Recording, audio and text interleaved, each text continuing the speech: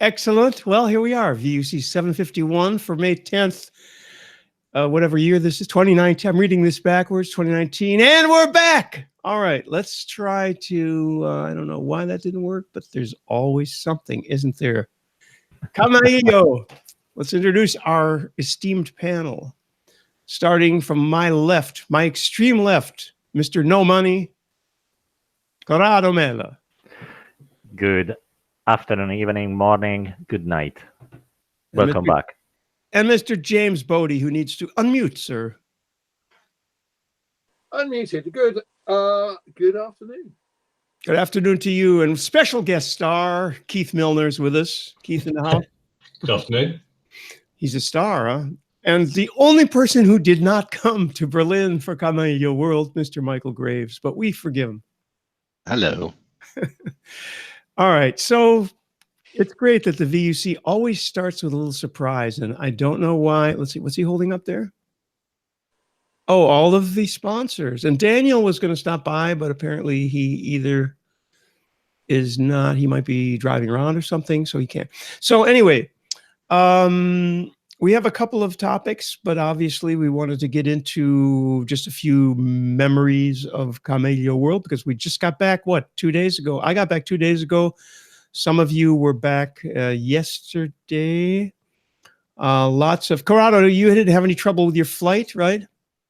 No, none at all. Absolutely. Because EasyJet didn't fly over France. They decided to use another corridor over over Amsterdam and away from and up to England. So I, in fact, arrived 20 minutes earlier. That's great. EasyJet, I found EasyJet to be pretty good.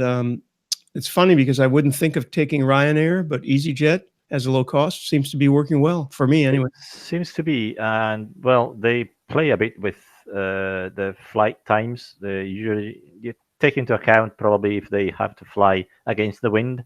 So the flight times that you are told are usually when it's the worst possible combination. If they get a bit of tailwind, they usually get early. Mine was actually, my flight was early and I had somebody waiting for me. Keith, what were your experiences?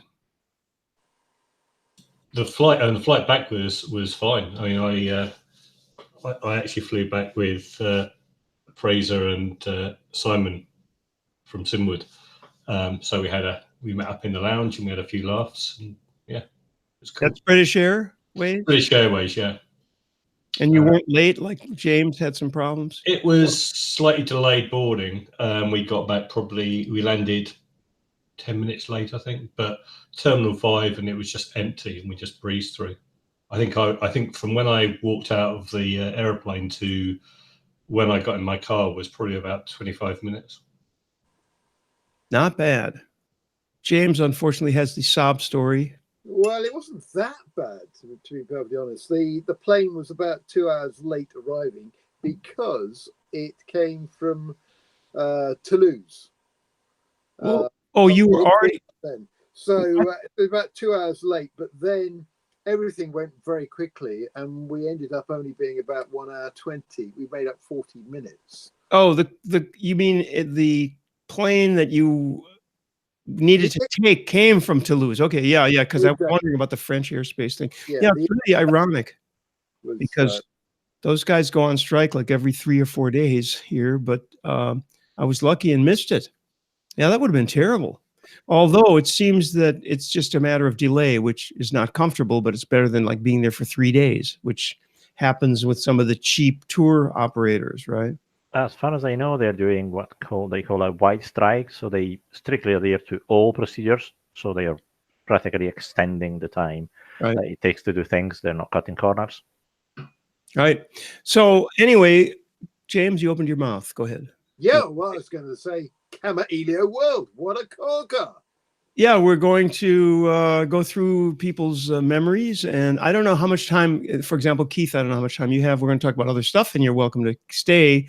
But I'm going to call on you first to ask about if you thought there were any high points besides our conversation between you, me, and Corrado that night in the bar. That was an amazing moment. And I want to underline, without giving any details, that that's one of the great things about coming to these things is that you talk to people, and I don't think we said the word SIP, TCP, protocol, or anything related that whole night. So, Keith, did you see presentations that you particularly liked, or anything else that you remember?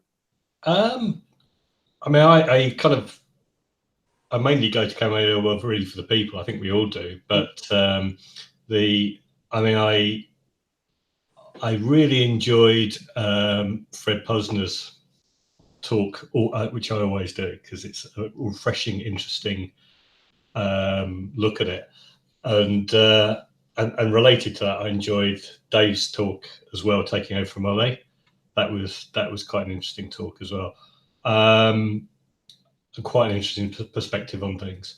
Other than that, I mean, the usual array of amazing speakers giving a lot of information. I think I'm still processing some of it. And from a social side, I enjoyed the boat trip as well as our lovely conversations in the bar. And a lot of the presentations are awfully vertical, so I can't sit through some of them. I don't know what, James, you cold, James? Yes. It's not very warm in here. I'll put a shawl on or something. So you, anyway, of course, we can't keep going back to James's dangerous demos, but we do all appreciate him. We don't want to shine the shoes too much because he's here with us. If you weren't here, James, we'd be talking about how great the dangerous demos were. And by the way, let me just say that the ad lib that you had to do to replace Alan Durich was brilliant, because that was, what, 3 minutes? Tell us a little about that. That was really good. That was fun. I can't remember what did I do? The unplanned dangerous demos of 3 minutes, where there was a lot of crash and burn. I don't even remember that. I mean, the whole thing. You don't remember? It was 1 day ago. He was winging it with jelly babies. More senile than I am. Jelly babies. Oh yeah, we've implemented a little competition. The 3 minute, yeah. Tell us about it. Yeah. So tell us what you remember. I obviously don't remember much, but go ahead. Yeah, I took 3 kilograms of Bassett's jelly babies to Camera Elio World for 2 reasons. Firstly, other brands of jelly babies are available. Absolutely, there.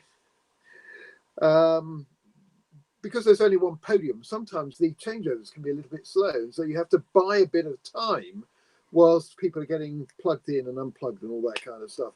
So traditionally, we've come up with a number of ad libs and have started throwing squeezies at the crowd. It's a little David Duffett trick, but we kind of added on to that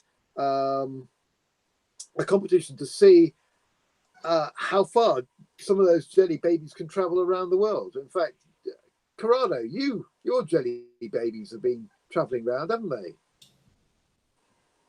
Where are they? Yeah, what I see is a printer, multifunction, apparently. Oh, yeah. Oh, there they are, yeah. Hiding in the back there. So one point on this is you didn't really kind of give any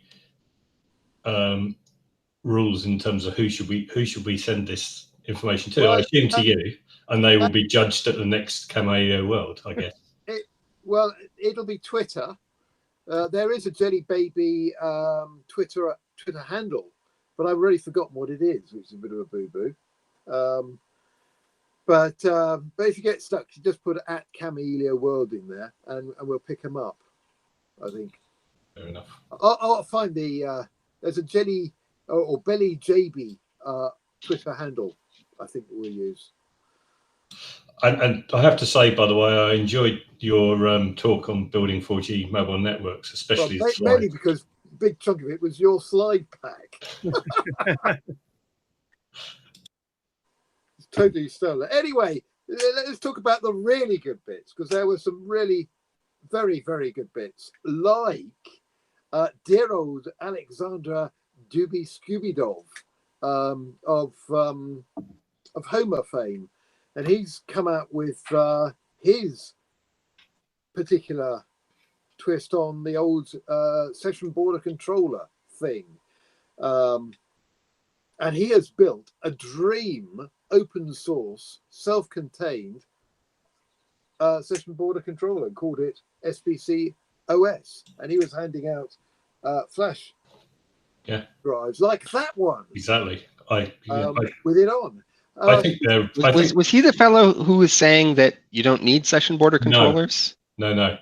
That was a really interesting talk as well, because I actually agree with him, because he was basically saying you don't necessarily need SBCs, and SBCs obviously is kind of the word that's known, and what happens is everyone goes, oh, we need an SBC, without actually considering whether they do or not. Yeah, that was one of his big points, wasn't it? That executives think that they have to have an SBC in there because that was Alex Belishoff. Because that's what the grown-ups have. Grown-ups have SBCs, right? But that's what Acme Packet and Oracle sell. Exactly. Yeah, they've been sold as voice over IP firewalls. Yeah. They're not. They're just B2B agents. Yeah. In the way, just to try to avoid the different quirks between one manufacturer and the other in the implementation of SIP. Anyway, the Alexander's Router OS has bundled in a whole raft of different, really useful stuff into one tiny little, how big is it? About 80 meg image? It sits on a 16 gig USB plug or USB drive, but I think it's about 80 meg. Yes. Yeah, it's much smaller, isn't it? So you can run it on something really quite modest, and the functionality, it's dripping with functionality. I don't know, Keith or Corrado, have you managed to get it going yet? I've not even plugged it in personally. I'm still recovering and catching up with real work after Cameo World. Yeah, exactly. Anyway, Corrado, I have to give you the root password because he told it to me, and I hope I remember it correctly. Otherwise, you'll have to contact him. But when you start to, if you do want to play with that, you'll need that. It was on the slides, is it? It was on the slides, and you noticed it's good because I think I was sleeping during that time. Anyway, no, you were already away. Oh, I was away. I was gone. That's right. I remember you wandering around with a half-full bottle of rum, threatening. No, I gave that away. I didn't drink it during the day. How about Sherman's new polys? Oh yeah, now that is a video that we're going to have to watch again because Sherman put so much information and new stuff, new concepts in there that it's well worth going over again. Because sometimes, when you're sitting there, the volume of information coming at you is just too much. You just can't assimilate it all. So definitely Sherman's little talk is one to watch again, or watch it for the first time if you haven't seen it, Michael. Okay. I've been trying to get, and here we go. All right, let's see. I didn't see Sherman's, but I saw Sherman talk at ClueCon last year, and it was the same way. It's information dense stuff, and it bears going back over, and having the video makes that possible. Here we go with, I'm trying to find the phones that we saw. Unfortunately, this is one of those websites that absolutely has to have flashing shit that you can't see. Look at this. Look at this. So I'm scrolling down to try to find the phones. Well, a perfect example of the site that you want is not the site that you need. Okay, connecting people, not things, bridging the gap. Come on, where's the phones? Hello. I guess there's no way to find those. Actually, what there was a link there that said our legacy sites, and you basically have to go there and go down at the bottom. Yeah. You know what? Let me just pause for 1 second, Michael. Connect to yourself. That's kind of dirty, isn't it? That's a little weird. Yeah, connect one to many. How are you connecting to yourself? I'm not even going to click on that. I don't know what I want to see. It's way down south. It's at the bottom. There's a blah blah blah. It's because they haven't developed Polycom legacy site, right? Looking for our legacy sites, Polycom. Oh, here we go. What you have now is what you have there is a front page that's sort of designed to talk about their branding and their self-image, right? Not their products. Let's see if this is any better. Yeah, products and. I was actually just looking for the photos because photos of what though? The phones. I just wanted to show the phones because they're nice. Voice solutions, desktop phones. Desktop phones, VoIP decks. Way too much text. VVX X50, would that be it? The VVX. OB stuff. Yeah, that's what he was talking about. The V. Interesting ones are the VVX OB edition because they have Yeah. a lot of scripting inside. Yeah, you can practically configure everything on the display. And I guess one of the biggest things about this is, as far as what he was talking about, is that you can connect these phones to Wi-Fi, but as somebody immediately noted, you still have to power them.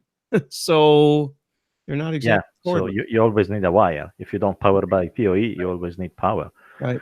So it's pointless to have a wireless phone. But for example, in my area here, we have plenty of Ethernet downstairs, but on the upper floor, it's a Ubiquiti Wi-Fi access point, and there's power, but there isn't an Ethernet connection available. So that would work. So I think sure they've had on the VVX line for quite some time. They've had the ability to plug in a Wi-Fi dongle and connect the phones over Wi-Fi, and OBs have had that for quite some time as well. Yes, sir. But the new phone doesn't need a dongle. There you go.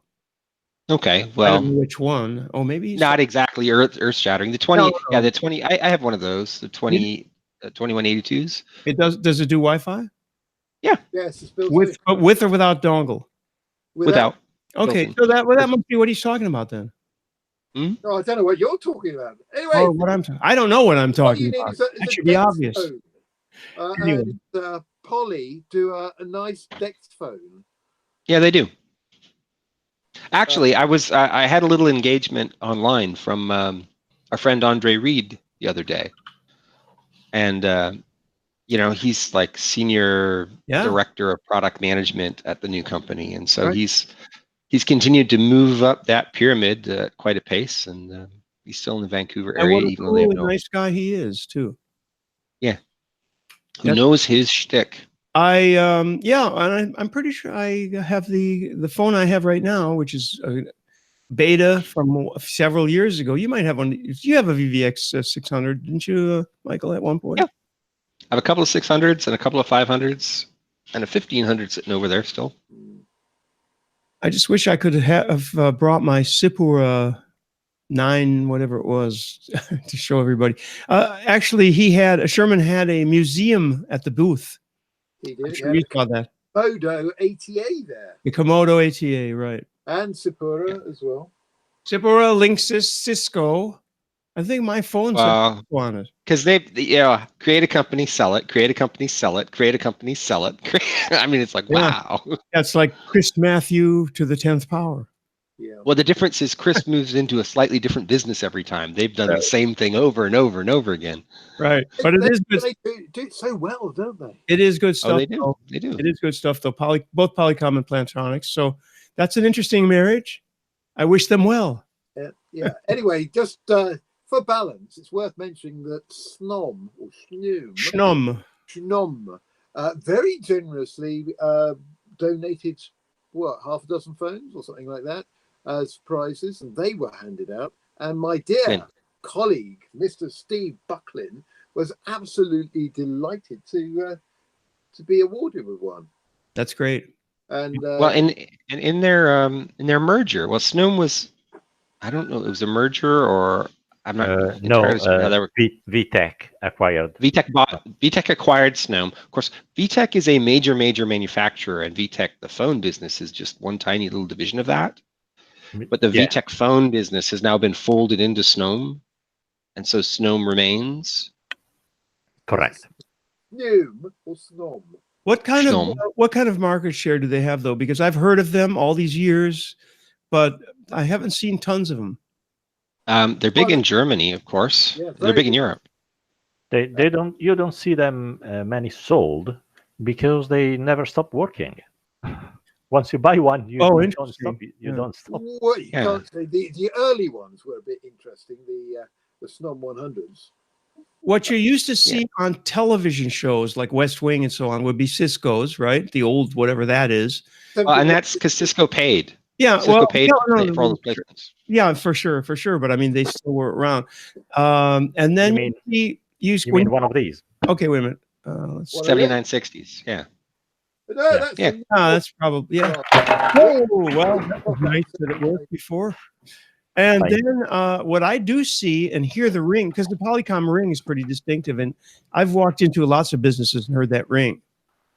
So, and one is on my VVX. I will tell you this much: our favorite place to go for fajitas is a local chain.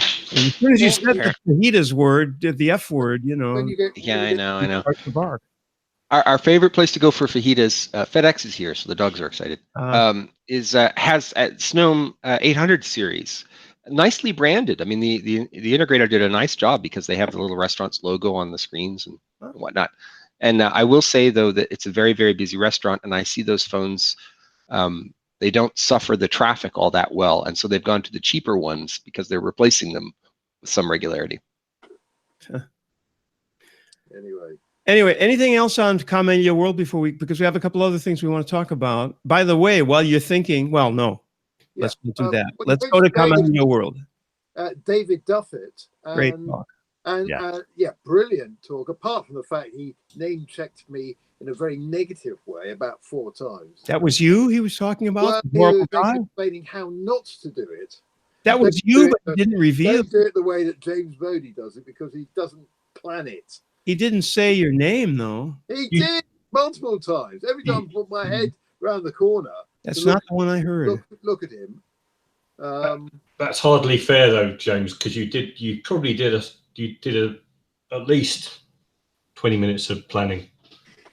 At least, yeah. Five of those. A long time to get all your slides into my slide pack. I'll tell you. James, didn't you take over 2 slots that were not planned though? Yeah, and we still ran over time. So with Al, first you took over Dave. David took over Ule's spot actually, but Alan's spot you took over Alan's spot, and then you had your dangerous demos planned. Yeah, message to organizers. Oh my audio is very low. According to Andy, I hear you, but no, it's just echo. You're too far. Yeah, the message is. I can pull him up. Wait a minute. Let me go. Oh, wait, I don't dare hit an application. It'll probably get the beach ball again. No, don't do it. Don't do it. Oh. So, Common Your World, yeah. Yeah, you can't do dangerous demos in 45 minutes. David's talk was very good. In his book, Let the Geek Speak, right? Look for the website. And the website, letthegeekspeak.com, I would assume, right? Anyway, I enjoy those because, and the same with Fred's, is because they're a nice oasis of non-technicality in a sea of very, very dense information often. Yeah, I mean, if you're not right into Janice, Homer, or actually there was no Janice, but speaking of Janice, there's the Naples in September, JaniceCom, right?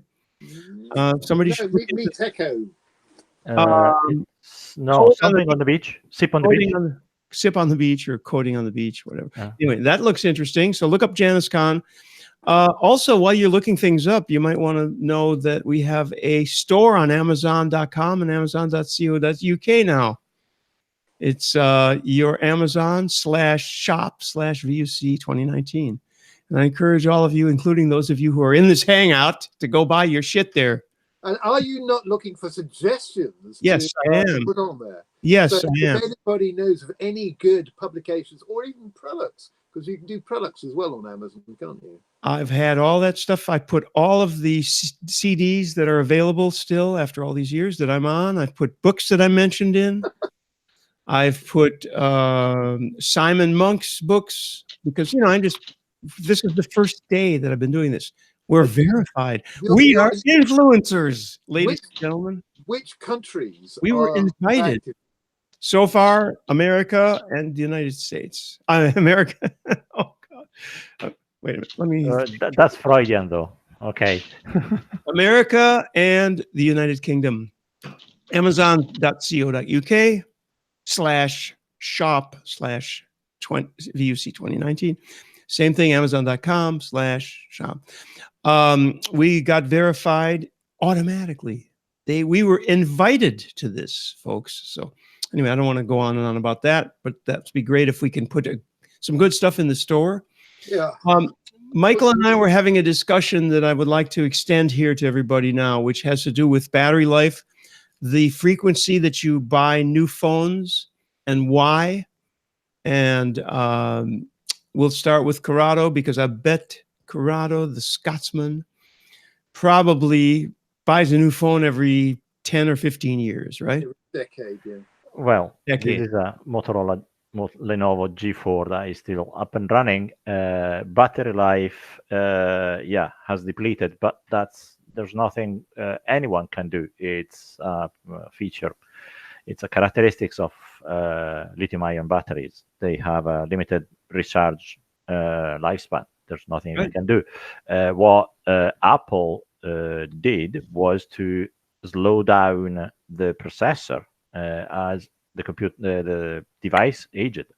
While Android doesn't do that, as far as I know, but obsolescence of the operating system and the applications that run on it to have the same effect. If you want an application that was running 5 years ago on your phone that is 5 years old, it's no longer running because it doesn't support all the SDK that is now developed on. There is that, yeah. Yeah. What about Corrado? What battery life do you get out of? Is that your main phone? Is the G4? This is my daily driver, but I have to keep the brightness of the screen way down, and yeah, it lasts a day now. So I'm looking to replacement, and because battery life for me is the most important thing rather than anything else, so no NFC and other gizmos that probably you never use, I'm going again, because I'm satisfied with the build quality, for again a Motorola Lenovo G7 Power, because it has a 5,000 milliamps battery in it. And apparently, yes, that's the biggest in a standard smartphone that has been implemented. The one you have in your hands, probably what, 1,000 or 1,200? No, that's a 3600. No, yeah, that's 3.6. 3,600. Okay. But the display is also much smaller, so it's using less power, and less CPU and everything else is not that powerful. But still, is still my daily driver. I do. What about everything I night need mode? What about night mode, or can you do that on that? Because doesn't that save battery? No, there's Meaning a battery saver, but meaning night mode instead consumes battery. Night mode keeps the display on when you're not using it. Keeps the very faint blue light. Maybe I'm not. Wait a minute. Maybe I'm not saying the right thing. What I'm talking about is there's a mode where you have the redshift. Yes, to reduce the UV. Less pixels is all I know, and that less pixels means less power, apparently. And maybe that's only in certain models of phones. I don't know. I know of the you can get the screen to shift to red to reduce the ultraviolet you get in your eyes before bedtime. That's a thing that I think you can do with additional add-on applications, and I think is in the new from Android Pie on should be in the operating system. You can also turn off the phone, turn off the screen, or set the delay to 30 seconds or whatever the minimum. Yeah. That helps.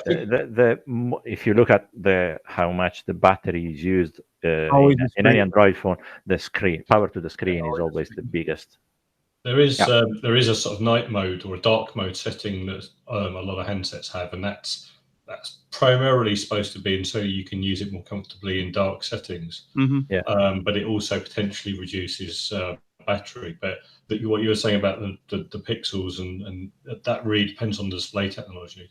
Yeah. Because if you're using LCD, it's basically got a backlight, and a lot of the power comes from the backlight, and that's on regardless of how many pixels you've got. So the OLEDs are inherently less power consuming, which is one of the nice things about the latest generations of phones, because OLEDs are relatively new. And I'm quite excited about the Pixel 3a. I think we may end up with those. In fact, because our phones live in these protective cases, despite the fact that they're metal phones. So I think if you're using a screen protector and a protective case for your phone anyway, then the high-end metal handsets, a lot of the benefits of them being an all-metal handset are in fact lost. So the $400 Pixel 3a that was just announced this week, seems like it's sort of them reclaiming the Nexus space where the Pixels jumped in price quite a lot. And I think that's a smart move. What do you have, Keith, and what kind of battery life you get, and how old is it? I've got a Pixel 2, which is probably about a year old. And I upgraded to that from my Nexus 5X, which I'd had for about 2 years, 3 years. And mainly because the 5X battery life was just becoming painful. Who made that phone, the Nexus? They're LG, I think. Because I had 5X was an LG. My first 5 was Nexus 5 was LG. I've got a Nexus 4 here as well. That was LG. Yeah, That was actually my favorite Nexus. That one, the Nexus 4. That was perfect size. It was great, apart from the glass back, which, as you see, breaks very easily because you put it on any surface and it will slide off. I actually had a carbon skin on the back of that because it cracked, the back cracked, and I wasn't going to replace it, so I just got a carbon fiber skin and took care of it. And I've got a Nexus 5 here, which has basically been robbed for bits because my daughter had a Nexus 5 and it basically went into a boot loop. So we did a bit of kind of exchange of parts, and I've just not really got around to doing anything with that. It's on my desk with my pile of broken, damaged, and semi-working phones like this Nexus 6. See, the second Android phone I bought, the first one was a G2, which was an HTC Desire through T-Mobile. It had a physical keyboard, which I thought I needed at the time. The second was a Galaxy Nexus, which was a splendid phone. Really, really splendid phone. Very thin, contoured. It wasn't a flat slab. It actually was contoured to fit your pocket nicely. Battery life was the problem. Then a Nexus 4, then a Nexus 5, then a detour at Randy's suggestion to a 1+1. which apparently did not work out. I did not. I hated that phone. I hated that phone. Love my phone. Love my one. Well, not the one, actually. We have Daniel with us. We're going to get to Daniel. We get to you in 1 second. We just want to. James? What are you pointing at? James, what are you pointing at? Unmute and say what you got to say. Yeah, I was just saying, Daniel, you're the only one not wearing a Cama Elio shirt. That's right. Look, Daniel, we're all well. Michael wasn't there, but we're all Representing. wearing our shirts. I have it, but that was that I wear last week or the weeks before. Yeah, that was last week. Yeah, It's probably in the wash. so no, when I called in VUC last previous week, I was in the blue Camaillo shirt, so I thought to change a bit, not to have the people saying I'm wearing 1 week long the same. Well, one would assume that you have more than one, but yeah, that's also true. I want the hats next time. Okay, can't you get that happen again? Don't people like that? That was Fred. Yeah, we'll have to chat with him because they were nice and they were actually sewed. They were not painted. How is it called? Look, James is full equipped. Embroidered, right? Embroidered, yeah. Stone. Just for completeness, Daniel, before we get back to Camellia World, James, you from the Apple world. You're the only one here, I think. So tell us about battery life. Phones, yeah, the age of your phone and the battery life. I've got a number of iPhones. Your main phone, so that we're not here tomorrow still talking about it. Yeah, iPhones. I've got your main phone. Just be quiet. So no, your main phone. We want one. I've got iPhones. I've got a Pixel 2 XL, which I really like because it's big. It's got a massive battery. It goes on forever. I've got a OnePlus 6, which I love because it's easy rooted. But this is my latest phone that I bought last week. And Nokia. Is a Nokia 8110. It cost the princely sum of £29. It is a 4G smartish phone, £29 with Wi-Fi. It has VoLTE support. It has Google running Symbian. No, it's running Chaos, KAIOS. It's a bit like it's a browser-based operating system. It's a bit like Google Chrome. You like WebOS? Yeah, But they've got all kinds of things. So let me demonstrate this to you. It's got Google Assistant, so I can say things like, "Who is Randy Resnick?" Oh God! Again with this. Oh, just listen. Is it going to? I'm not hearing anything. Oh, it's a bit quiet. But if I hold it there, you see, it's found your. Oh, it is. I see a photo of me with a guitar. Yeah. Yeah, and it just works. £29. It's got a BGN Wi-Fi capability, and you can do hotspot with it. And because it's based on a Qualcomm chipset, it does all the LTE bands, including my favorite TDD band, band 40. And that, by the way, you're talking about battery life. Battery life of this is about 2 weeks. But it's curved. It's Do I see it? Nokia 8110. It's the no, but the shape it's a bit curved, right? It's not. It's a bit like. It's a banana phone. Oh, interesting. Yeah.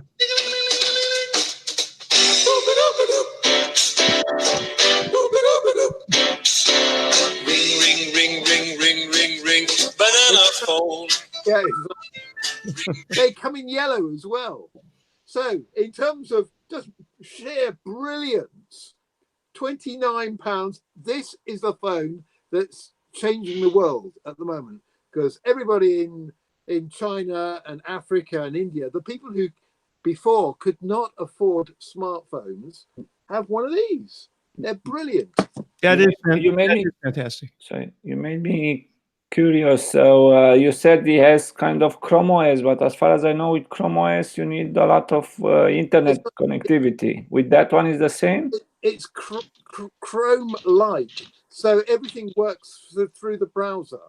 Yeah, but it's all also offline, right? So you don't need like connectivity or whatever. Connectivity, but then again, it's a 4G phone, which is capable of running 150 megabit per second down if you're in the right place. So yeah, and it's got a camera, and it's got a micro SD slot, and it's got an FM radio in it as well. I mean, all the things that you want if you live in Africa and you're earning next to nothing. Actually, the micro SD slot is interesting because if you put 32 or 64 gigs in, then you've got your music player too. Yes, exactly. So that is fantastic. Thanks for the report. Question: does it have a 3.5 millimeter audio jack? Yeah, it certainly does. Yeah. Unlike many other modern phones that demand you have a wireless headset. And James, what USB? C or the older? It's micro USB. Micro USB, which is ubiquitous, so that's not a problem. Yeah. Daniel, since you took the trouble of coming and showing up, we need to get your review of your experience, because you're relaxed now. All of the tension is over, right? Now you're worried about next year, 2020. Yeah. But how did 2019 go from your viewpoint? Well, I dial more to hear your review because I was there. Everything seemed to be okay, but maybe you noticed something that should be improved. So your feedback, it's always important. Not only you participants here, but everyone that listens or they were there and will see the recording. We're happy to try to improve it as much as possible. So getting feedback at any time during this, till the next editions. Otherwise, what I got on site during the 3 days, everyone were very happy with the content, with the people attending the event. Of course, some problems with the Wi-Fi from time to time. We couldn't solve everyone's there. We started backup Wi-Fi for those that really need it. But yeah, that was pretty much the only complaint we got from a couple of guys. Everyone was also happy with the social events, the boat trip and the cocktail party with all the chats they had around. Was a lot more time to interact between the participants. So I can't complain about anything. I'm happy now. I'm well relaxed after. You're free. You're free for the next year. Daniel did the stream because we love FastCom. Everybody did the opposite of complaining. They thought it was great. Did the stream maintain? Was the stream maintained the whole time? Was there any problems with the live stream? No, and that was the only reason we haven't really made the public announcement about the secondary Wi-Fi, because that was plugged into the connectivity used by the video streaming. And if most of the participants went there and they started, I don't know, watching other videos or doing so, we were afraid of reducing the bandwidth for that. And we had actually very good number of viewer online, like around 50 at some point. So that was a good number. Yeah, there'll be many more people going back to check out the videos and download the slides, which I still owe you, I just remember. Yeah, I'll have to start soon and bug everyone that presented for slides. If they are on the SlideShare, typically I discover and download. Otherwise, we have our web folder where we keep all the editions, and not only Kamaili World, but other events that we go into presentation and put the slide, because it's more like knowledge base there. So it's like kamailo.org/events, and you should see slides from the past Kamaili World edition. Soon will be also for the last one. Probably in most of the cases are all of them, but a couple of them could still be missing from the previous ones. I think the hardest will be to get the slides from Tim. I need that Wireshark pickup. Well, slides, were they? Tim did his presentation just. Yeah, it's what I'm saying. Well, we need the pickup file with the certificate, and so it's why I'm saying that in some cases there might not be slides, but we have the videos, and the slides are always shown either in the small corner or the full screen, full video size. So yeah, they were actually, by the end of the event, 1 hour after all the videos were uploaded, we were a bit lucky by getting an increase of the bandwidth. As we started to complain about the Wi-Fi, they increased a bit the bandwidth also on the wired connection. And the PASCOM said, then we can do the upload immediately. And as soon as their speaker was finishing, they were cutting the recording at that moment, and they started uploading. Because they said it looks good for live streaming and uploading at the same time. Yeah, you can. Yeah, so Daniel, one team that really does need a mention are the boys from Sipgate, because not only did they sponsor a really wonderful boat trip, and I've done boat trips before at other events, and sometimes they're not that kind of super, but this one, I was expecting it to be cold and not quite so much fun, and it was absolutely brilliant, because there seemingly endless supplies of beer and copious quantities of currywurst as well. It doesn't get much better than that. And temporary tattoos. And temporary tattoos, yes. I was thinking afterwards, because we were waiting like 15 minutes before boarding, as I said to everyone to come a bit earlier to be sure they don't miss the departure. And it was a bit cold. Everyone then kind of squeezed inside, and they got to know each other better instead of spreading also in the front of the boat. And then the beers start flowing around, and they got warm, and then they started to go also outside. And actually, by the end of the trip was quite okayish outside, no longer that wind and so on. But also during the trip inside, it was a pleasant atmosphere, not cold. And it was actually my first time doing a boat trip in Berlin. I really enjoyed the view. I should do it soon also to take some pictures, because I was discussing with everyone there, and then I forgot to take the pictures. So if someone has them, they can share it Twitter or Wire or so. Well, you know what, Daniel? I was having too much fun with people, beer, and currywurst inside to actually see the view. Yeah, so next time I could see it because some people are asking me, is here the building where Merkel has the office, or what's this one, and so on. Yeah, next we have to do another one to take some picture, two of us, right? Absolutely. And take the jelly babies. By the way, thank you for your jelly baby photo. Yep, as I got to the office and they just popped up on that brick. Yeah, with all your other trophies. Yeah, I still have one missing from there, but I need to figure out where it is. Yeah, and the other one I got in US because I got the crash and burn at one of the Asticons. I did it with Fred, and so that one it's with Fred. So because it was too heavy to carry, I was only carry one bag, and then I said, "Okay, Fred, you keep it." Daniel, I think I know what the most pleasant and easiest things are to do in organizing the conference. What's the hardest thing you have to do this each year, and when does it start?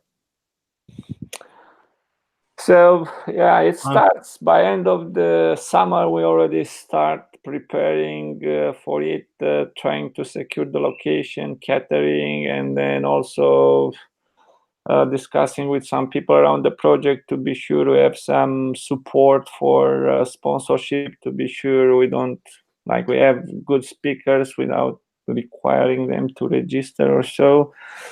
And then after once we get into the new year, where it starts the most of the work with website registration and trying to do promotions, trying to be sure we have a good balance of like presentation from the perspective of Kamailio content, but also other projects. Trying to sort out when we have many submissions and explain that's not easy all the time. And the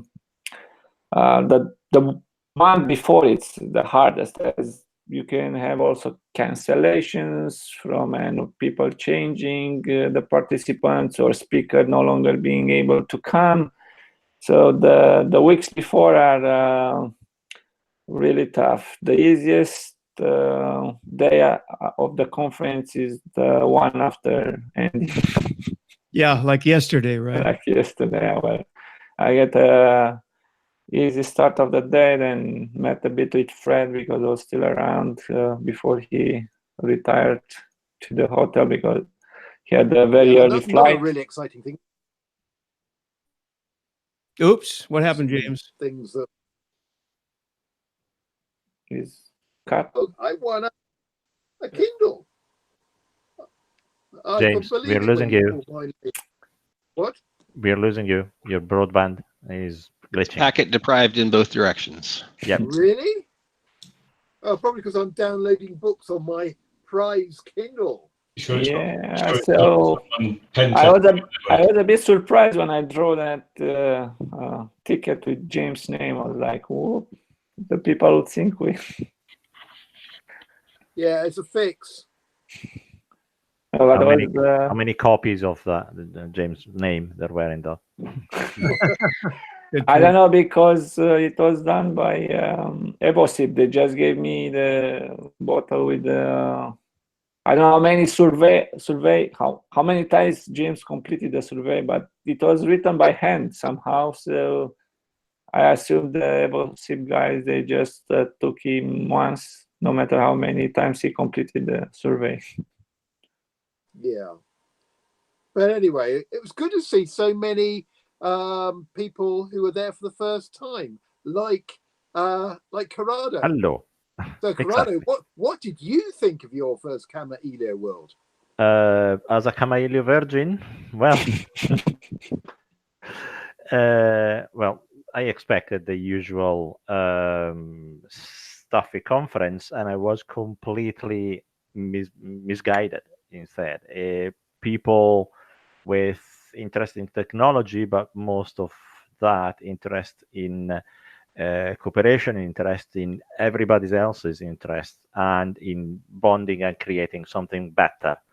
And I've seen that also filter through even the most technical presentations, where the effort is to give back to the community. And that is practically probably coming from the root of Camaillio and other open source programs. There's a philosophy behind it that that binds people for an objective.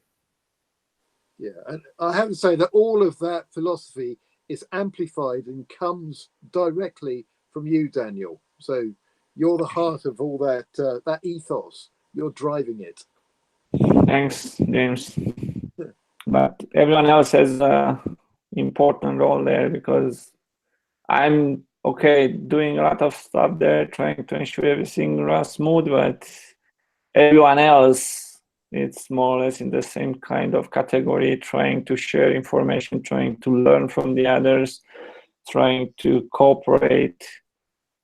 So is the everyone, because I can't be alone there, and then even with the sponsor of the speakers, if the attendees don't have the same quality and the same kind of goals, then we'll not end up being very well. I see that Randy is playing there with some effects. Can't help myself. Desperate for attention. Desperate for attention, yeah. Okay. The rum again. What a no. Let me ask this question that came up earlier. And hang on, I'll get my camera back. Let me ask this question that came up earlier. I think it was before you were here, Daniel. The term SBC came up, and there were presentations about SBCs. And is Camaillio used as an SBC? Is Camaillio an SBC, or is it not an SBC? As I said in the past, the SBC was too much associated with the Acme Packets product, and I used to avoid the term SBC for Camaillio, especially in the past, which was pretty much proxy only. And I prefer the term of edge proxy. So if you look at the box that it's securing your internal network, cutting out the attacks of these scanners and so on, then yes, it was an SBC for a very long time.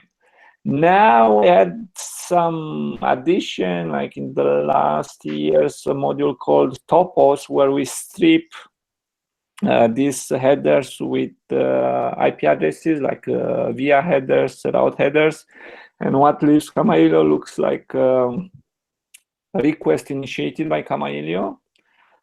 And together with RTP engine, which now can do transcoding, you can actually replace like former Acme or whatever hardware SBCs were in the past with Camaillio and RTP engine. And one of the presentations, the one from Alexander Dubovikov, was exactly how they implemented, and they said that they replaced a lot of their old Acmes or whatever out of the maintenance and so on with Camaillio and RTP engine, and they made it like an operating system, so you can just download the image and run it yourself, and does all those operations expected from this. In the past, we didn't have transcoding, and Acme or the like, they were able to switch codecs to transcode, but right now, probably, we are probably not in pair with all the features, but for the most used features, including this transcoding, you can just use Camaillio and RTP engine, and you can call it an SBC without any issues. I don't know if you remember this, but years ago, I got Acme Packet to come and actually talk to us here. And but yeah, it was. I'm just looking it up. It was. Oh, Randy, this bugs me. There's no year on our posts. That just bugs the heck out of me. Why is it still there even? Because a lot of the posts got destroyed when TalkShoe's AWS thing died. Well, I don't know if the media is still there, but the post just says it was. But doesn't the post June URL June have the date? 18th. What Hang on, number? let's see. What number? It was in 2010. Oh, well. 2010, 9 years ago. Okay. When SBCs were in fashion. Yeah, exactly. And SBCs were supposed to sort of fill in the gaps for firewalls that were not voice aware, right? Yeah. And Or network engineers that were not aware of voice over IP. That's probably different because any firewall is SIP compliant. Which given the reality of Cisco is sort of amazing that ever happened, right? But anyway, I just think it's interesting. SBC's gone away. So shortly after Oracle bought Techilec and with SIP Express Router, and all development stopped on SIP Express Router. Do you mean your bad luck? What is it? No. Well, luckily, all development didn't stop because it became open, sir, and then became Kama Elio and Open SIPs, did it eventually? Yeah. I think it's worth reiterating. There was actually a very good talk at Kama Elio World by Alex Balachoff, who actually did a talk entitled "Kama Elio as an SBC: Definitive Answers." So yeah. And it was a very good talk in my view. He is a good talker. Never short of words is our Alex. And there was a lot of wisdom in it as well, in my view. Lots of big words. Yeah, I'll have to watch again. That one was most of the content I missed. I was always there, like start of the talk, end of the talk. But for a lot of the content, I was outside. But yeah, we have the recording. And Alex, I was following this with SBCs for a long time because he was also bugged by the customers, typically North America, whereas like Acme and all the other SBC vendors had strong marketing and sales. And he was trying to convince them it's not needed, and then try to explain. And they had such a powerful marketing engine that said, oh, all the big boys have SBCs, so if you want to be taken seriously, you must have an SBC. Yeah. And that was just sort of fallacious. And ideally, their SBC, so there are no incompatibilities between the other SBC that the other big boy has. So they do the translation in their own language and get the monopoly. Sorry. Oh, and then there was sort of cookie cutter solutions, like if you had, was it BroadSoft or BroadWorks? I can't remember. You had to have somebody's SBC in front of it. And I was like, oh, really? Anyway, it was a cookie cutter solution for revenue streams for big companies. Yeah. So they did very well out of it, didn't they? Good old Acme packet. Acme. Yeah, so there is the date and everything. In fact, there's no number of the session, but it's June 11th, 2010. No, I'm on the wrong post, but it's June 18th. So which VUC was it? What number? June 18th. When you search, it comes up. It's June 18th, yeah, 2010. Back at that time, I was trying to figure out what a session border controller was and whether they had any place in small offices, home offices, kinds of things. And somebody put me on to somebody in Scandinavia who was subsequently bought. Yes. I can't remember the name of the company, but they had a SIPWise or something. No. Ingate. Ingate. Yes. Yeah, and then Alistair. Alistair, what's his name? Ingate did the big ones, and then there was a little home version. Was Intertex, was it? Yes, and Carl Fife was a big fan of those things. Mm-hmm. Yeah, the IX88, if I remember right. Yep. Which I had a number of. In fact, I think we actually sold them at one stage. At any rate, 59 minutes have expired, and I'm still looking at this 2010 post, but here we are, 2019, and it's probably a good moment to conclude on session border controllers, whatever those things are. I am building a firewall as we speak. Building a wall. Build the wall. Build the wall, Michael. 1900 hours. Right. 1900 hours. There we go. In Central European time. Yes. 1800 hours your time. So, yep. What's everybody cooking? What's for dinner, Daniel? You know? Turkey, I think. Turkey. Okay. In the oven. Leftover from finger foods of the second. No. No. Fries first. Fries first. I think I've had enough sausage to last me a lifetime. Yeah, really. I think I'm good for a year at least now. Yeah, I'm having a sandwich because I'm out bell ringing later. Yeah, I'm on jelly babies, leftover jelly babies, I think. Not for dinner, hopefully. Oh. Corrado. Okay. I'm on pizza and beer tonight. Pizza and beer. All right. Yep. No Primitivo? No. You had half a bottle. I had don't know. half a bottle. For this week, I'm okay. Okay, that was a good surprise. I'd love to talk wine. In fact, maybe we will with Michael next week.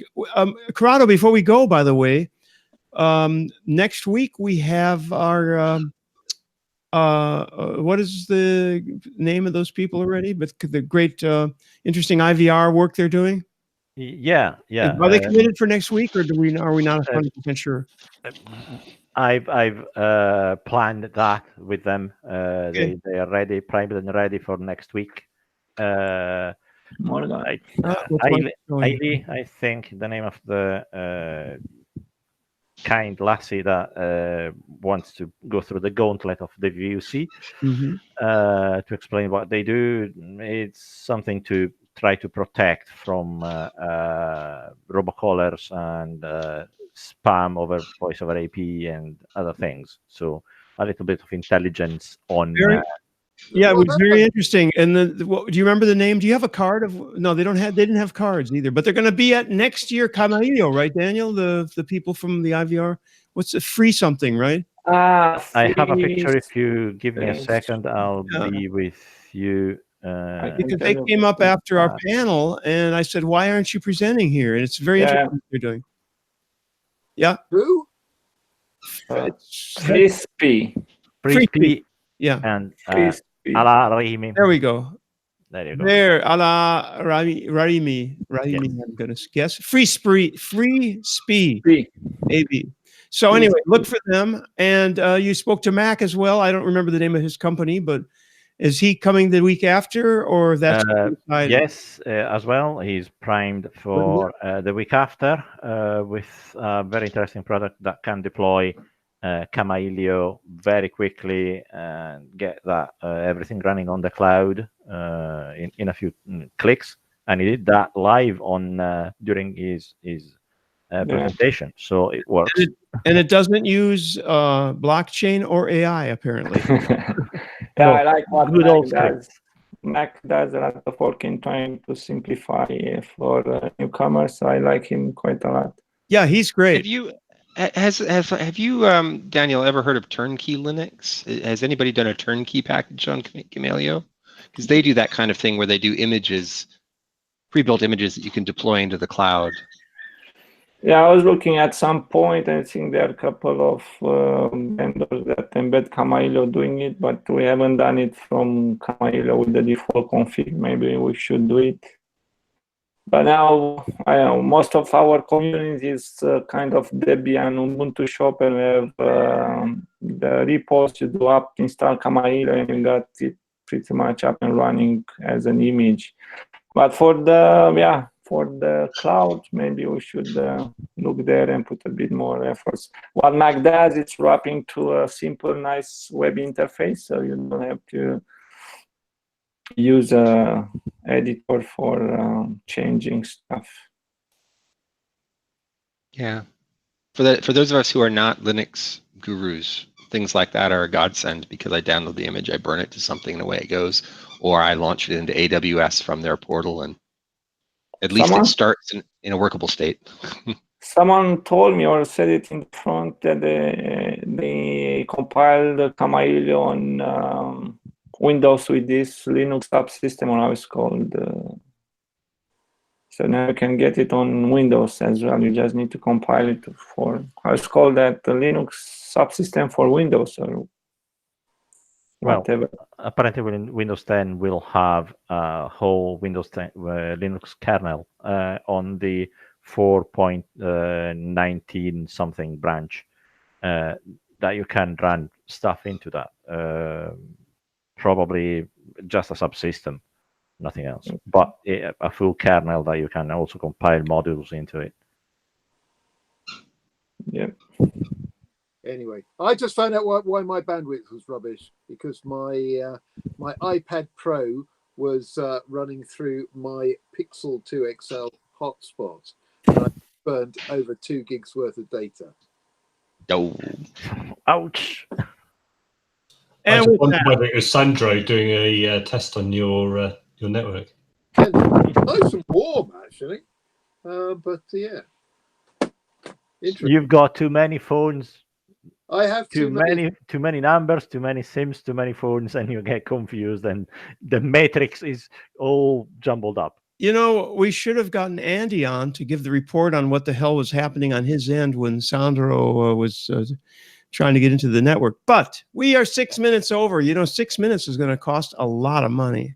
We don't have that kind of funds to spend, okay, on satellite time. Oh, did I actually say what I was quoted as saying On what? about that Sandro thing? You know, I just Sandro's got the IP address, and he has, and he doesn't even know what the machine is. To which he said, "It's free switch." Oh, okay. Good to know. Anyway, I don't remember that. That's all. In fact, I don't remember very much about dangerous demos. Yeah, I do remember him saying that quite casually. Oh yeah, it's free switch. all right. And with that, In fact, he took that.